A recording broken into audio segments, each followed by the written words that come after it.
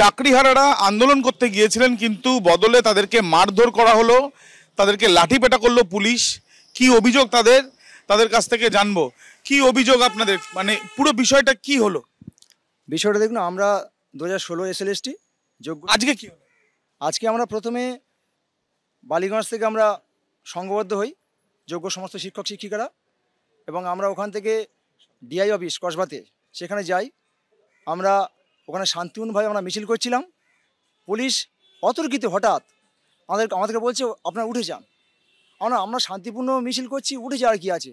ওনারা অতর্কিতে হেলমেট পরে রীতিমতো বাড়ি নিয়ে আমাদের স্যার ম্যাডাম কাউকে তোয়াক্কা না করে লাঠিচার্জ করতে শুরু করলো। অনেক ম্যাডামও তো আহত হয়েছেন।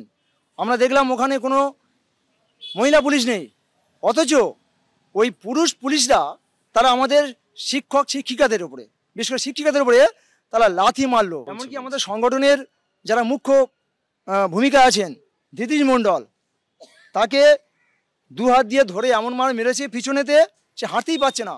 ওই অন স্পটে সে অজ্ঞান হয়ে গেছিল। শুধু তাই না, আপনাকেও মারধর সবার লেগেছে, সবাইকেই মেরেছে, সবাইকে এলো পাতারি ধরে মেরেছে আর কি, সবাইকে ম্যাডামকে। হ্যাঁ, আমাদের দেখুন না, হাত পুলিশ ধরে আমাদের যখনই প্রথমে মারাটা শুরু করছে, হঠাৎ করে মেহবুবদা আছে, আর রজতা একটা ভাই আছে, আরও অনেককেই মারছে। এরা আমি যখন বাইরে থেকে কিছু ডাকতে গেছিলাম যে অন্যায়ভাবে পুলিশ মারছে, তোমরা বাইরে এসো, ভিতরে এসো, এদেরকে বাঁচাও।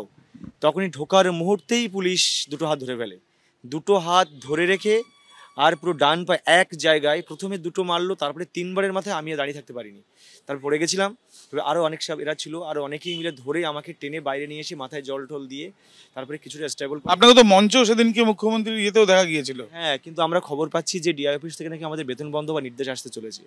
অনেক স্কুলে যাচ্ছে, সেই স্কুলে তাদের হেডমাস্টার মশাই খাতায় সই করতে দিচ্ছে। মুখ্যমন্ত্রী তো আশ্বাস রাখতে বলেছিলেন, এবং মুখ্যমন্ত্রী আশ্বাস তো রেখেছেন, কিন্তু সেই আশ্বাসটা বাস্তবে রূপায়ণ না হওয়া পর্যন্ত আমরা কিন্তু আন্দোলন চালিয়ে যাব।